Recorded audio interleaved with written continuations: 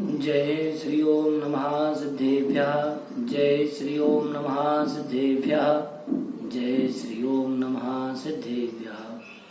मंगलम भगवान वीरो मंगलम गौतमोगणी मंगलम कुंद कुंदाद्यो जैन धर्मोस्तु मंगलम। सर्वमंगल मांगल्यम सर्वकल्याणकारकम प्रधानम सर्वधर्माणां जैनम जयतु शासनम। जैनम जयतु शासनम। सरस्वत्या प्रसादेन काव्यं कुर्वन्ति मानवः तस्मान् निश्चल भावेन पूजनीया सरस्वती। सरस्वती नमस्तुभ्यं वरदे कामरूपिणी शम्भोधनारम्भं करिष्यामि सिद्धिर्भवतु मे सदा। सिद्धिर्भवतु मे सदा। बोलिए द्वादशांग जिनवाणी माता की जय। अनंत आनंद सिद्ध परमेष्टि भगवान की जय। मूलनायक चिंतामणि पार्श्वनाथ भगवान की जय। आदि ब्रह्म कुंडल पुरस्थित बड़े बाबा आदिनाथ भगवान की जय। वर्तमान शासन नायक महावीर भगवान की जय। अहिंसा परमो धर्म की जय।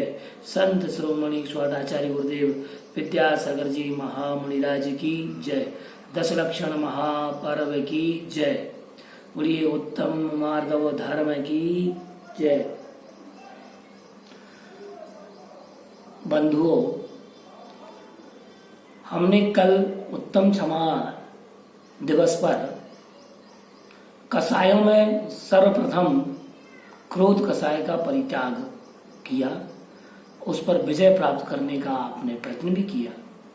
कल हमने बहुत कुछ जाना था, उससे कुछ आगे हम आज बढ़ना चाहते हैं, विषय को आगे बढ़ाना चाहते हैं। मार्दव कहते किसे? आचार्य भगवान ने दशलक्षण के द्वितीय दिवस को मार्दव संज्ञा से संज्ञापित किया है। मार्दव धर्म जो है उसमें मृदुता का भाव होना कहा भी गया है। मृदुर्भावः मार्दवः, मृदुता के परिणाम होना, मृदुता के भाव होना मार्दव धर्म है। कल उत्तम क्षमा वाले दिवस हमने क्रोध कसाय का त्याग किया, आज हम मान कसाय का त्याग करेंगे। क्रमशः बढ़ते चले जाएंगे, क्रमशः परित्याग करते चले जाएंगे। मान कसाय त्यजनम मार्दवा। मान कसाय का परित्याग करना मार्दव धर्म है। मद रहितात् भावानाम इति मार्दवा। ये भी कहीं कहीं कहा गया है शास्त्रों में कि मद से रहित जो भाव होते हैं, मद को कहते अहंकार, अहंकार मम मद, ये सब पर्यायवाची नाम है। अहंकार हो गया, मद हो गया, अहम हो गया, मान हो गया, गुमान हो गया, ये सब पर्यायवाची नाम है, अपर नाम है, अपर उत्तरोत्तर अपर नाम है। तो कहा गया कि मद से रहित परिणाम होना मार्दव धर्म है। मैं केवल सामान्य व्याख्या कर रहा हूं। यहाँ पर हम तात्विक चिंतन की बात बाद में करेंगे। मुख्य रूप से हम उसकी पारिभाषिक शब्दावली को समझ लें, क्योंकि कई श्रोता हमारे बीच में नए भी जुड़ रहे हैं, जिन्होंने हो सकता है धर्म को उतना ना समझते हो, लेकिन परिभाषाओं के माध्यम से, सरल शैली के माध्यम से हम आपको मार्दव धर्म की भूमिका से जुड़ने का प्रयास कर रहे हैं। मार्दव शब्द जो है, इसको हम अगर तोड़ करके चले तो मा, रा, दा और वा, इन चार शब्दों के संयोग से बनता है। उसमें आ भी छुपा हुआ है, मार्दव में मां। इसको हम पारिभाषिक शब्दावली में बांधते हैं तो मां से मृदुता, रा से ऋजुता, दा से दया और वा से विनय। जहां पर जिस जीव में मृदुता हो, ऋजुता हो, इसके साथ साथ दया का परिणाम हो और मुख्य रूप से विनय हो, वह मार्दव कहलाता है। मृदुता, ऋजुता और दया, उसके साथ साथ में विनय का परिणाम। विनय सबके पास नहीं होती, ज्ञान हो सकता है सबके पास, लेकिन विनय जो ज्ञानी होगा, ज्ञान होना एक अलग बात है और ज्ञानी होना एक अलग बात है। आवश्यक नहीं है कि आपके पास ज्ञान अधिक है तो आप ज्ञानी कहलाएंगे। सच्चा ज्ञानी वही है, और ज्ञान सच्चा ज्ञान भी वही है जो अहंकार को जन्म ना दे। क्योंकि फिर वो ज्ञानी कैसे? ज्ञानी तो वह है जिसे अहंकार रंज मात्र भी छू भी ना पाए, स्पर्श मात्र भी ना कर पाए, वह सच्चा ज्ञानी है। कितना पढ़ लिख लो, कितना सब कुछ कर लो, बड़ी बड़ी डिग्री ले लो, उपाधियां ले लो, उपाधियों से विभूषित हो जाओ, लेकिन और अगर आपने उन उपाधियों का मान किया, गुमान किया, अहंकार किया, दंभ में रहे, तो समझ लो आप ज्ञानी नहीं हो। अरे ज्ञानी तो वह है जो अपने आप झुक जाता है, झुकने का परिणाम उसके अंदर आता है, वह ज्ञानी है। बाकी बाह्य ज्ञान तो बहुत है, समुद्र बहुत सारा भरा पड़ा है, लेकिन छने हुए जल का एक लोटा काफी होता है। संसार में संसारी प्राणी बहुत प्रकार से, नाना प्रकार से जल का सेवन करते हैं, लेकिन क्या मैं उनको ज्ञानी कह दूंगा, विवेकी कह दूंगा? नहीं। समुद्र में इतना सारा जल भरा हुआ है, लेकिन वह जल एक ज्ञानी व्यक्ति के काम का नहीं है, एक त्यागी व्यक्ति के काम का नहीं है, एक विवेकी व्यक्ति के काम का नहीं है, क्योंकि वह छना हुआ जल नहीं है। ठीक इसी प्रकार से ज्ञान और ज्ञानी दोनों में अंतर है। जिसके पास ज्ञान है लेकिन उसका अहंकार है तो वह केवल मात्र जड़ ज्ञान बन के रह जाएगा, लेकिन जिसके पास सच्चा ज्ञान है, आत्मा का ज्ञान है, वह कभी उस ज्ञान का अहंकार नहीं कर सकता, निरंतर वितरण करेगा ज्ञान का, और ज्ञान को किसी भी माध्यम से, किसी भी प्लेटफॉर्म से व्यक्ति तक पहुंचाने का प्रयत्न करेगा। वह स्वयं की यश और कीर्ति की वांछा के लिए ये सब कार्य नहीं करता। वह ये सोचता है कि अगर मैं किसी व्यक्ति तक ज्ञान पहुंचाने में निमित्तभूत हूं तो मेरा ज्ञान, मेरा अध्ययन, मेरा ज्ञान का उपार्जन, मेरा स्वाध्याय मेरे काम में आ गया, अन्यथा नहीं। अब हम बात करते हैं विवेक की, विनय की, क्योंकि हमने इसमें यहाँ पर मृदुता, आप जानते हैं, कोमलता, ऋजुता अर्थात सरलता, दया का परिणाम प्राणी मात्र के प्रति दया का भाव रखना, और विनय, हम विनय पर बात करेंगे। विनय कहते किसी है? विनय की भी अगर हम कहें तो सामान्य हिंदी में अगर हम उसको समझें तो बा मतलब बी, न और या, इसको भी हम अगर चलते हैं इस हिसाब से तब भी उसका अर्थ आपको बहुत अच्छा बताते हैं। विनय का अर्थ है बा से विवेक, ना से नम्रता और या से यथार्थता। जिसके पास विवेक है, नम्रता है और यथार्थता है तो समझो वह ज्ञानवान है, विनयवान है। लेकिन अगर केवल आपके पास में क्या है, नम्रता भी है, विवेक भी है, लेकिन उस परिणाम में यथार्थता नहीं, तो वह तो मायाचारी हो जाएगी। आचार्य भगवान कहते हैं, मैं आपसे एक प्रश्न, एक आपके बीच में एक बात रखना चाहता हूं कि अगर आपको पता चल जाए कि आचार्य श्री का संग दमोह नगर की ओर आ रहा है, या आपके नगर राजस्थान प्रांत में आप प्रवेश हो रहा है, अथवा पटना बिहार में आचार्य महाराज का प्रवेश हो रहा है, अथवा आपके नगर ग्राम में प्रवेश हो रहा है, अभी आचार्य महाराज का बिहार हुआ है, आपको सूचना मात्र लग जाती है, आपका परिणाम कैसा होता है? विचार करो, कैसा परिणाम होगा आपका, सोचो। क्योंकि कहा गया है एक नेता समाज का नेता है और एक मोक्ष मार्ग का नेता है। दोनों नेताओं के आने में अंतर क्या है, और दोनों नेताओं के आने की सूचना मिलने मात्र में आपको क्या लगेगा, देखना, आपको डिफाइन करिएगा। आपको हम पढ़ते हैं कि मोक्ष मार्ग से नेतारम भेत्तारम कर्म भूव्रताम ज्ञातारम विश्व तत्वानाम वंदे तद्गुण लब्धये। एक मोक्ष मार्ग का नेता है और एक समाज का नेता है। आपको आपके बीच में अगर समाज का नेता, अगर आपके देश का प्रधान आपके मध्य में आ रहा है, लेकिन आप उसमें विवेक तो लगा लेंगे, आप नम्रता उसके लिए दिखा लेंगे, लेकिन क्या आप उसको यथार्थ रूप से झुक रहे हैं या स्वार्थ रूप से? विचार करना। आप नेता के सामने अगर कोई बात रखते हैं, कुछ करते हैं, तो बिना स्वार्थ के आप नेता के पास, आज पंचम काल के नेताओं की बात कर रहा हूं, पंचम काल के नेताओं के पास आप बिना स्वार्थ के नहीं जा सकते। आपका स्वार्थ निहित है, या यूं कहूं निहित स्वार्थ है आपके मन में।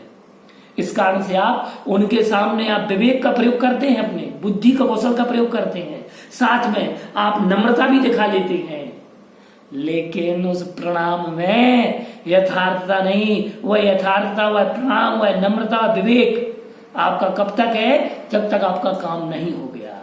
लेकिन मोक्ष मार्ग का नेता अगर आए, आचार्य महाराज बिहार, आचार्य महाराज के बिहार का मात्र हमें पता चल जाए कि यहाँ से आचार्य संघ का बिहार हो रहा है और वो हमारे नगर से उतरे निकलेंगे, आप सोच लो आपके मन में उसी समय हृदय से विवेक भी उत्पन्न होगा, आप यहीं से प्रणाम भी कर लेंगे, और उस प्रणाम में कोई मायाचारी नहीं, यथार्थ प्रणाम है जो आपके अंतस हृदय से, अंतर मन से आपको प्रणाम करने की जो आवाज आई, उसका नाम विनय है।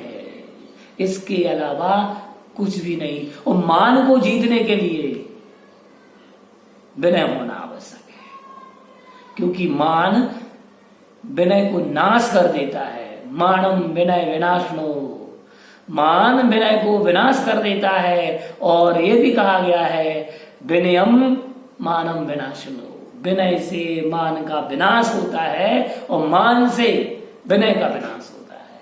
दोनों प्रतिपक्षी हैं, या यूं कहूं कि दोनों अगर तटस्थ हो जाएं, विनय अपनी जगह और मान अपनी जगह, तो मान अपनी जगह रुक गया और विनय ने अपना कार्य प्रभावी क्षेत्र में ले लिया, तो समझ लो आपके अंदर उत्तम मार्ग और धर्म आने में समय बिल्कुल भी नहीं लगेगा। आप देखिएगा आचार्य समनभद्र महाराज ने श्री रत्नकर्ण श्रावकाचार्य में मद अहंकार मैंने परिभाषा दी, मद रहितात् भावाना मानवा। कहा पहले में कि जो मद से रहित भाव हैं वह उत्तम मार्गों की भूमिका है। मद कितने प्रकार का होता है? तो कहा मद 8 प्रकार का होता है, अहंकार 8 प्रकार का होता है। मनोवैज्ञानिक ऐसे इदम अहम और ईगो ये परिभाषाएं देते हैं, इदम अहम और ईगो। जितने मनोसामाजिक वैज्ञानिक हैं वह इसको इदम अहम और ईगो बोलते हैं। कई लोगों के पास सुपर ईगो होता है, ईगो नहीं सुपर ईगो। सुपर ईगो के ऊपर जब हो जाता है व्यक्ति का, ईगो से सुपर ईगो की ओर बढ़ता है, तो अपने आप को सुपरमैन समझने लगता है व्यक्ति कि I am Superman, I am something. जो आई एम समथिंग वाला वर्ड है ये व्यक्ति के लिए घातक है। मैं ही सब कुछ हूं, तुम कुछ भी नहीं। उसमें दूसरे व्यक्ति का अवमूल्यन करने की क्षमता शून्य हो जाती है, क्योंकि उसने अपने आप का ही अवमूल्यन कर लिया है कि मैं इससे श्रेष्ठ हूं। यद्यपि आपकी श्रेष्ठता दूसरे व्यक्ति निर्धारित करते हैं और आपने अपने आप को ही श्रेष्ठ मान लिया तो आपकी लुटिया तो डूब गई। हम बात कर रहे थे अहंकार की, तो कहा ज्ञानम पूजाम कुलम जातिम बलमृद्धिम तपोवपु अष्टावासृतमानित्वम इसमय माहुर गतस्मया। ज्ञान का मद, पूजा का मद, कुल का मद, जाति का मद, बल का मद, समृद्धि का मद, तप का मद और बपु अर्थात शरीर, रंग, रूप, लावण्य का अहंकार अगर व्यक्ति करता है तो समझ लो वह तो गया। शरीर का अहंकार सनत कुमार चक्रवर्ती जब उस अवस्था में थे, चक्रवर्ती अवस्था में बहुत सर्वांग सुंदर थे, लेकिन उनको शरीर का अहंकार आ गया और उनको देवों ने परीक्षा भी ली। देवों ने कहा भी कि अब जो स्वरूप आपका पहले था वैसा स्वरूप आपका नहीं है। अंत तो गत्वा उन्हें कुष्ठ रोग हो जाता है। देव फिर पुनः परीक्षा लेते हैं, तब उन्हें ज्ञात होता है कि शरीर का मद करने से कितना परिणाम उसका बुरा होता है। इसी प्रकार से चाहे तुम ज्ञान का वध कर लो।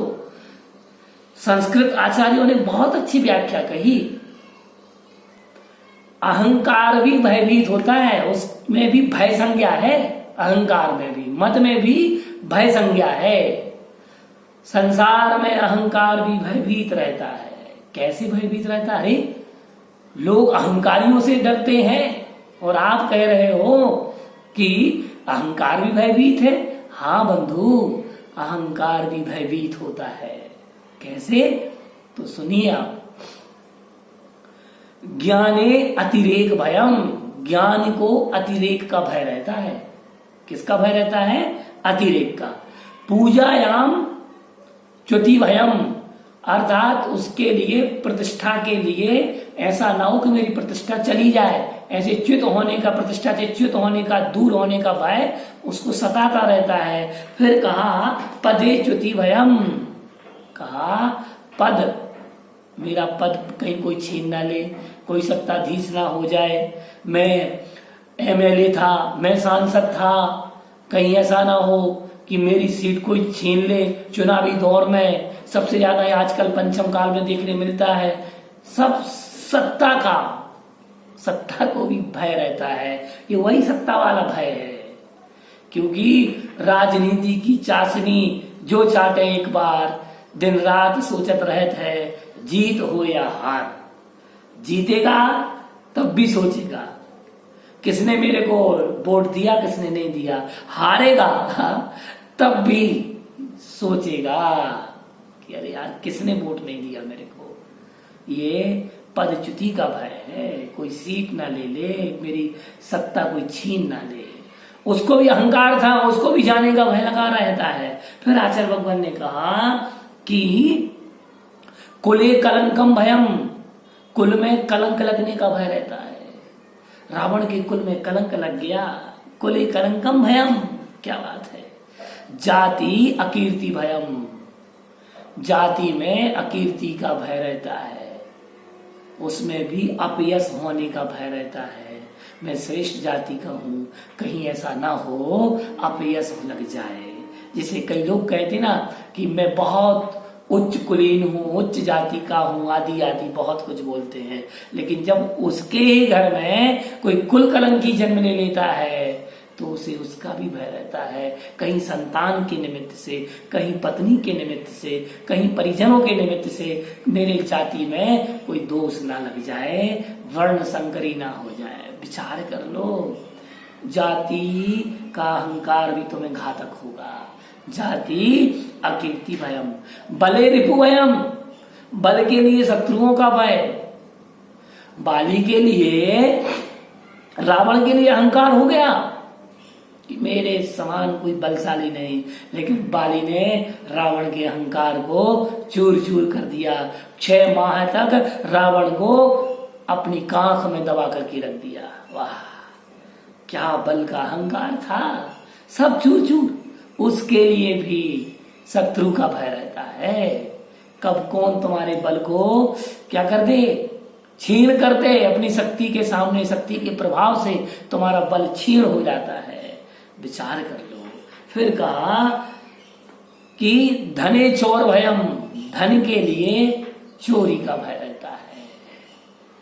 धन के लिए चोरी ना हो जाए। सबसे पहला भय किसका?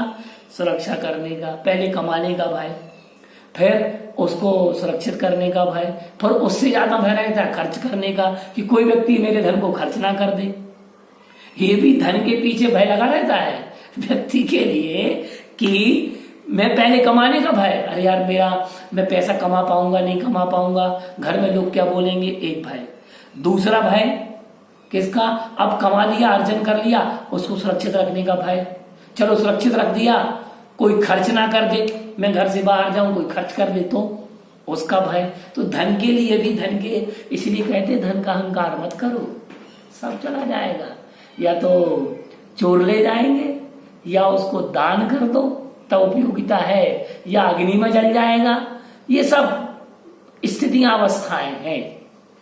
अब हम बात करें, ज्ञान हो गया, पूजा हो गया, कुल हो गया, जाति हो गई, बल हो गए, समृद्धि अर्थात धन हो गया। तब तपस्यायाम भंगम भयम, तपस्या के लिए भी भंग होने का भय रहता है, कहीं मेरी तपस्या खंडित ना हो जाए। मैंने व्रतों को अंगीकार कर लिया, व्रत कहीं कैसा ना हो टूट जाए, एकासन कर रहा हूँ उसका भय लगा रहेगा, कहीं ऐसा ना हो कि प्यास भड़क जाए, भूख भड़क जाए, अनिद्रा हो जाए, उल्टी हो जाए, वमन हो जाए, आदि आदि बहुत सारी भय। अगर उसका भी तुम अहंकार कर रहे हो तप का, तो वो भी घातक है तुम्हारे लिए, क्योंकि तपस्या का अहंकार बहुत घातक होता है। फिर कहा शरीर, शरीरे रोगम भयम, शरीर के लिए रोग का भय। इस शरीर के अंगुल प्रमाण मात्र में कई बीमारियां जन्म ले लेती हैं, शास्त्रों में ऐसा उल्लेख है। अब आप विचार करिएगा, जिसका हम अहंकार कर रहे हैं, ज्ञान का, पूजा का, कुल का, जाति का, बल का, समृद्धि का, तप का, शरीर का, हम जो भी क्या कर रहे हैं अहंकार, वो स्वयं भयभीत है। तो अब बताओ भैया, किसका अहंकार करने में लगे हो? वो स्वयं शरणागत है किसी और की, किसी और के अधीन है। तुम सोचते हो कि वो मेरे अधीन हो गया, नहीं, आपके अधीन नहीं हुआ, वो अहंकार है, ममकार है, तुम्हारा भ्रम है। जब तुम्हारा भ्रम टूटेगा, अहंकार व्यक्ति को भ्रमित करता है और मार्दव धर्म उसको समित करता है। भ्रमित करता है अहंकार, तो समित करता है मार्दव धर्म, समता के परिणाम उत्पन्न करता है, मृदुता के परिणाम उत्पन्न करता है। लोग कहते मेरा ईगो हट कर दिया, ईगो, मेरे ईगो पे चोट कर दी। अरे भैया, तुम ईगो की बात करते हो? अरे ईगो भी भयभीत है, तुम किसकी बात करते हो? विचार करना है आपके लिए कि देखो हम कितना अहंकार करने में लगे हुए हैं। क्योंकि देखो, अहंकार के कारण व्यक्ति का भाग्य दुर्भाग्य में परिवर्तित होने में समय नहीं लगता, क्योंकि कहा भी गया है, दुर्भाग्य देखना, मैं 3 कुलों की परंपरा बता रहा हूं आपको कि 3 कुलों का भाग्य दुर्भाग्य में कैसे बदल गया। मान करंते मर गए, रहा न जिनका वंश, तीनों को तुम देख लो, रावण, कौरव, कंस। ये 3 कुल आपके सामने प्रमाण है। आपने पुराणों का अध्ययन किया होगा, शास्त्रों का अध्ययन किया होगा, और ना अध्ययन किया हो तो आपने किसी न किसी के मुख से कौरवों की कौरव गाथा, रावण की रौरव गाथा और कंस की दंस गाथा आपने सुनी ही होगी। कंस को मान ने कैसे दंसित किया, कौरवों को कैसे उनकी कौरव की कौरव गाथा को आपने सुना होगा, रौरव गाथा है कि सोच लो कितना बड़ा कुल, कितना बड़ा परिवार सब अहंकार की वेदी पर चढ़ गया, आहुति दे दी उस वेदी पर, अहंकार की वेदी पर बलि चढ़ गया। विचार कर लो, अहंकार व्यक्ति को ना तो ढंग से जीने देता है और ना ही ढंग से मरने देता है। इसलिए अगर आप अच्छे से जीना चाहते हैं और अपना मरण अच्छे से करना चाहते हैं, तो आप अहंकार को छोड़ दो। आपका जीवन वही सामान्य हो जाएगा जैसा सामान्य जीवन एक बालक का जीवन होता है, जिसके अंदर न राग होता है, न द्वेष होता है, न वह किसी का शत्रु होता है, वह किसी का दुश्मन भी नहीं होता, न किसी का मित्र होता है। समान परिणाम। जब तुम्हारे अंदर ये बुद्धि उत्पन्न होगी तो निश्चित है तुम्हारी बुद्धि निर्मल हो जाएगी, और जब निर्मलता का परिणाम होगा तो निश्चित तुम्हारे हृदय में मानव धर्म अपने आप आ ही जाएगा। क्योंकि जब दूसरे का सम्मान स्वयं का अपमान लगने लगे तो समझ लो तुम्हारे अंदर अहंकार ने स्थान बना लिया है। दूसरे का सम्मान जब स्वयं का अपमान लगने लग जाए तो समझ लो कहीं ना कहीं तुम्हारे हृदय के कोने में अहंकार ने घर कर लिया है। ये सबसे बड़ा प्रमाण है, क्योंकि व्यक्ति जो है उसको नम्रता से सब कुछ मिलता है। कहते हैं मन्नत करने वाले को जन्नत मिलती है। ऐसा मैंने कहीं सुना था। ये छोटा सा वाक्य है, मैं आपको ये बता रहा हूं, मन्नत करने वालों को जन्नत मिलती है। अरे बोले पंडित जी साहब, डॉक्टर साहब, आप ये क्या कह रहे हो? जिनेन प्रभु के दरबार में बैठ करके आप ये कहते हो कि मन्नत करोगे तो जन्नत मिलेगी। सुनिए साहब, आप शब्द के बोलने के तरीके पर जाइएगा आप, कि मैंने किस तरीके से बोला। मन्नत करने वालों को जन्नत मिलती है। फिर से सुन लें, मन्नत करने वालों को जन्नत मिलती है। जिसका मन नत हो जाता है प्रभु के चरणों में, उसको ही जन्नत मिलती है। मन्नत कोई भीख नहीं है, और आपको मार्दव धर्मी भिक्षा में नहीं मिलेगा। मार्दव धर्म आपको शिक्षा से मिलेगा, और शिक्षा आपको विनय से मिलेगी। कहते भी हैं विद्या ददाति विनयम, आपने पढ़ा होगा। अरे आप तो बहुत ज्ञानी व्यक्ति हैं, आप सब जानते हैं, क्लासों में पढ़ा होगा, कक्षाओं में पढ़ा होगा। विद्या ददाति विनयम आदि वो सूत्र, वो गाथा, वो श्लोक, वो पद, वो नीति वाक्य आपके हृदय में पढ़ाया होगा, आपके हृदय में जमा होगा, वो स्थित है, स्थिर है, स्मृति पटल पर होगा। तो मार्दव धर्म शिक्षा से मिलता है, और शिक्षा विनय से मिलती है, विनय से अच्छी शिक्षा होती है। कहा भी गया है, एक सज्जन व्यक्ति होता है, एक दुर्जन व्यक्ति होता है। दोनों व्यक्तियों के धन में और मन में बहुत अंतर होता है। कैसे? कहते भी हैं विद्या विवादाय धनम मदाय शक्तिम परेशान परपीडनाय खलस्य साधो विपरीतमेतत् ज्ञानाय दानाय चरक्षुणाय। क्या बात, बहुत अच्छा श्लोक यहाँ पर कहा गया कि विद्या विवादाय धनम मदाय। अगर दुर्जन व्यक्ति के पास विद्या है, दुर्जन व्यक्ति के पास अगर विद्या है तो विवाद का कारण बनेगी। धन है तो अहंकार को जन्म देगा, शक्ति है परेशान पर पीड़ना है, दूसरे व्यक्तियों को पीड़ा पहुंचाने में उसे आनंद की अनुभूति होगी। लेकिन अगर वही चीजें एक ज्ञानी व्यक्ति के पास, सज्जन व्यक्ति के पास होंगी, तो वह निश्चितता क्या, ज्ञानाय दानाय च रक्षणाय। विद्या होगी तो ज्ञान के लिए होगी, ज्ञान दान के लिए होगी। धन होगा तो दान के लिए धन होगा, और शक्ति अगर होगी तो दूसरों की, पीड़ितों की रक्षा करने के लिए उसके बल का और शक्ति का प्रयोग करेगा। बात होती है व्यक्ति के ज्ञान की, विवेक की और नम्रता की। जब तक हमारे पास ज्ञान नहीं होगा, विवेक नहीं होगा, नम्रता नहीं होगी, और नम्रता में यथार्थता नहीं होगी, उत्तम मार्ग धर्म प्रवेश नहीं कर सकता। मैं विनय का छोटा सा उदाहरण आपको देना चाहता हूँ। सब गृहस्थ हैं, और उसके अतिरिक्त भी सबके घरों में पर्व त्योहारों पर व्यंजन बनते हैं। एक पकवान आपको भगवान बना सकता है।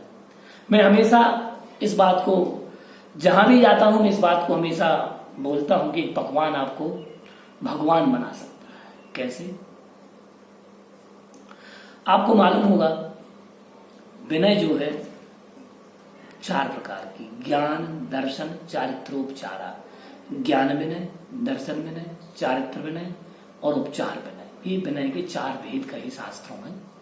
तो ज्ञान की विनय, ज्ञानी की विनय, चरित्र की विनय, चारित्र की विनय, और चारित्र के धारक की विनय। ठीक है ना? ज्ञान, दर्शन, सम्य दृष्टि की विनय, सम्य दर्शन धारण करने वाले की विनय करना। उपचार विनय जो हम रोज आपस में जजनेन करते हैं, मिलते हैं और नमस्कार करते हैं, नमस्ते करते हैं, आदि आदि आप जो अभिवादन करते हैं, वो भी आपकी विनय में ही आता है। अब देखिए, विनय एक पकवान आपको भगवान कैसे बनाएगा ये बात हमें जानना है। आपके घर में पूड़ियां तो बनती होंगी, पकवान बनते होंगे। कढ़ाई में हम उस पूड़ी को बेल करके क्या करते हैं, उस कढ़ाई में तेल में छोड़ते। ठीक है ना। सबसे पहले वह कहां पहुंचती है पूरी? तलहटी में। पर कुछ समय बाद हम देखते हैं कि वह उठ करके ऊपर फूल जाती है, तेल की तलहटी पर तैरने लग जाती है फूल करके। इससे हमें क्या प्राप्त हुआ? ज्ञान। और हमारे लिए ऐसा कौन सा बोध इससे हो रहा है? देखिए, जो झुकेगा वो ऊपर उठेगा। और 16 कारण भावनाओं में सबसे मुख्य भावना है तीर्थंकर प्रकृति में निमित्त भूत बंध भूत अगर कोई है तो कहा दर्शन विनय संपन्नता। क्या कहा? दर्शन संपन्नता, दर्शन शुद्धि, विनय संपन्नता। अगर आपके पास विनय संपन्नता का गुण है तो निश्चित है आप एक ना एक दिन तीर्थंकर जरूर बनेंगे। विनय महाधारे जो प्राणी, शिव वनिता की सखी बखानी। इसलिए मैं कहता हूं एक पकवान आपको भगवान बना सकता है। मैं यहाँ खाने की निमित्त से बात नहीं कर रहा हूं, यहाँ मैं आपको उसके गुण की अपेक्षा से बात कहना चाह रहा हूं। ये कथन मैंने गुण की अपेक्षा से किया है ये कथन, और ये कथन जो किया है ये केवल उसके गुण मात्र की उस दृष्टि से मैंने कथन किया है। ये विनय गुण उसके पास होता है। आपने देखा होगा घास को हवा चलती है और घास झुक जाती है। आपने देखा है सबसे ज्यादा ठंड अगर किसी को लगती है तो किसको लगती है? आप बोलोगे बूढ़ों को, बच्चों को ठंड लगती है। नहीं साहब, सबसे ज्यादा ठंड लगती है हमारे रसोई घर में रहने वाले घी के लिए, जिसको हम घृत कहते हैं। थोड़ी सी ठंडी हवा क्या चली वो जम जाता है। वो दोनों हाथ जोड़ लेता है ठंड के सामने की प्रणाम है आपके लिए। उस घी के अंदर की क्वालिटी देखें, जब उसका समय आता है वो पिघल जाता है। इसलिए कुछ चीजें, कुछ बातें हमें समय पर छोड़ करके चलना चाहिए। जिस प्रकार घी ने वो ठंड का समय बड़े अच्छे से निकाल दिया, जम करके निकाल दिया, लेकिन जैसे ही वह गर्म हवा लगी उसका समय आया और फिर पिघल गया, अपने स्वभाव में आ गया। तो इसी प्रकार से अगर आपको कोई कुछ कह भी दे, आपको हृदय में ठेस लग जाए, आप कहने लगो मेरा ईगो हर्ट करके चला गया, कम से कम मेरा ईगो हर्ट तो नहीं करना था उसको। अरे भैया, काहे का ईगो यार? जीवन में मेरा रखा क्या है? अगर आज हम दो बातें हम आपसे अच्छे से कर ले रहे हैं, कर पा रहे हैं, तो समझ लो क्योंकि जिसके पास विनय है वो बहुत ऊंचे जाएगा। घास और बांस को देखा है आपने? तेज तूफान आता है, बांस अकड़ करके खड़ा रहता है, उसको टूटना पड़ता है। अकड़ो मत। आंधी आए तो आंख बंद कर कर चलने में फायदा है। आंख खोल करके चलोगे तुम्हारी आंख में वह रेत के कण, आंधी के कुछ कण भर जाएंगे और आंख में दिखाई नहीं देगा। लेकिन बंद आंख से चलोगे तो भी दिखाई देगा। सोच लो, बंद आंख से चल रहे हो, विनय पूर्वक चल रहे हो, दृष्टि और आपका सोच, आपका चिंतन केंद्र भाव में है, लेकिन अकड़ करके चलोगे पर आंखें ही मलते रह जाओगे। इसलिए आंधी आए तो आंख बंद कर कर चलने में फायदा है। आंधी आए, तूफान आए तो बांस की तरह अकड़ करके चलने में फायदा नहीं। विनय के बहुत सारे उदाहरण हैं, जैन ग्रंथों में ही है, इसके अतिरिक्त वैदिक ग्रंथों में भी मिलते हैं। आपने रामायण में देखा होगा, रावण का अंत हुआ और रावण के अंत होने के बाद राम लक्ष्मण से कहते हैं कि जाओ तुम रावण से शिक्षा लेकर के आओ, क्योंकि बहुत बड़ा ज्ञानी है। तो लक्ष्मण चरणों के पास, सिर के पास पहुंचते हैं तो राम कहते हैं कि देखो लक्ष्मण, अगर हमें किसी व्यक्ति से ज्ञान प्राप्त करना है तो उसके सिर तरफ जाकर के हमें शिक्षा नहीं मिलेगी। सिर पर बैठ करके शिक्षा कभी नहीं मिलती, चरणों में बैठोगे शिक्षा मिलेगी। तब लक्ष्मण ने राम के वचनों का पालन किया और रावण से कहा कुछ ज्ञान की बातें दे दो, विचार करो। एक उदाहरण और भी आता है महाभारत के युद्ध के समय में दुर्योधन अर्जुन दोनों के मध्य में था कि ये श्री कृष्ण हमारे सारथी बन जाए। सबसे पहले जो श्री कृष्ण के दर्शन करने जाएगा, पहुंचेगा जिनकी कक्ष में, उसको जिसको श्री कृष्ण देखेंगे सबसे पहले वो उसके सारथी हो जाएंगे। ये कूटनीति थी उस समय की। तो दुर्योधन गए तो दुर्योधन ने सोचा कि सबसे पहले आंख खोलेंगे तो हम सिर के पास बैठ जाते हैं। अर्जुन गए तो चरणों के पास बैठ गए। जैसे ही श्री कृष्ण की निद्रा टूटी और उन्हें सामने अर्जुन दिखाई दिए।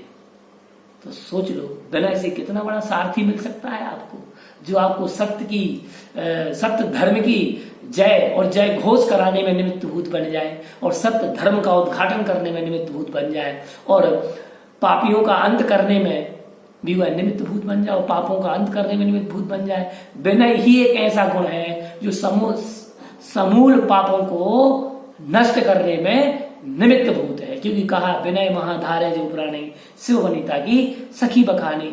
बातें तो बहुत हैं, मैं आपको कहना बहुत चाहता हूं, लेकिन समय का अभाव ऐसा है कि मैं आपको और बातें अगले दिन के वीडियो में आपको बहुत सारे कथानक सुनाऊंगा। क्योंकि दशलक्षण पर्व चल रहा है, और जो कि ये ऑनलाइन हम आपको ये सब बातें बता रहे हैं, कई बार व्यक्तियों के पास उतना लंबा सुनने का समय नहीं होता है, इसलिए मैंने बहुत संक्षेप में आपको ये बातें 36 से 38 मिनट में आपको ये सब बातें आपको सुनाई हैं, समझाई हैं। हम अगर आपको और भी जानकारियां, पिछला प्रवचन आपको सुनना है तो आप डॉक्टर आशीष जैन यूट्यूब पर लिखिएगा और आप उस चैनल पर जाइएगा। आपको पिछले दिन का वीडियो और पिछले दिन का प्रवचन और शास्त्र सभा आपको उसमें मिलेगी। धन्यवाद। जय जिनेन्द्र। बोलिए उत्तम माधव धर्म की जय। बोलिए संत सुमुनि स्वाटाचार्य गुरुदेव विद्यासागर जी महामुनिराज की जय।